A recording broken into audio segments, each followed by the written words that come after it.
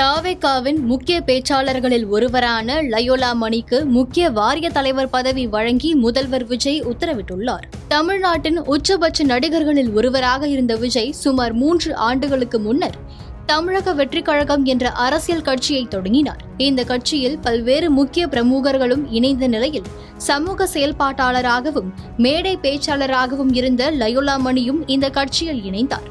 ஏற்கனவே மேடை பேச்சாளராக இருந்ததால் தாவேகாவின் மேடைகளில் லயோலா மணிக்கு முக்கியத்துவம் அளிக்கப்பட்டது. இதன் காரணமாக கட்சியினர் மத்தியிலும் சமூக ஊடகங்களிலும் லயோலா மணி கவனம் பெற்றார். மேலும் தாவேகா கட்சி சார்பில் ஊடகங்களிலும் அவர் கட்சியின் நிலைப்பாட்டை தொடர்ந்து வெளிப்படுத்தி வந்தார். இந்த சூழலில் சட்டமன்ற தேர்தலில் லயோலா மணிக்கு சீட் வழங்கப்படும் என்று எதிர்பார்க்கப்பட்ட நிலையில் அவருக்கு கட்சி தலைமை சீட் ஒதுக்கவில்லை.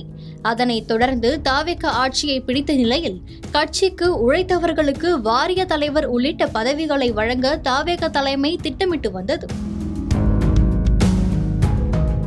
அந்த வகையில் லயோலா மணிக்கு தமிழ்நாடு பாடநூல் கழக தலைவர் பதவி வழங்கப்பட உள்ளதாக புதிய தலைமுறை ஏற்கனவே செய்தி வெளியிட்டிருந்தது.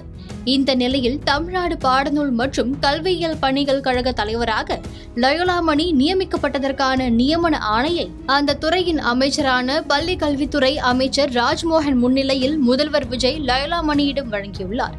கடந்த திமுக ஆட்சியில் இலக்கிய சொற்பொழிவாளரும் பிரபல பட்டிமன்ற நடுவருமான திண்டுக்கல் லியோனி தமிழ்நாடு பாடநூல் கழக தலைவராக பதவியில் இருந்தார் என்பது குறிப்பிடத்தக்கது. பாடத்திட்டங்களில் கொண்டுவரப்பட வேண்டிய மாற்றங்களை கவனிப்பது, மாணவர்களுக்கான விலையில்லா பொருட்களை கொள்முதல் செய்து உரிய நேரத்தில் அது சென்றடைகிறதா என்பதை கண்காணிப்பது போன்றவை பாடநூல் கழக தலைவரின் முக்கிய பணிகள் ஆகும்.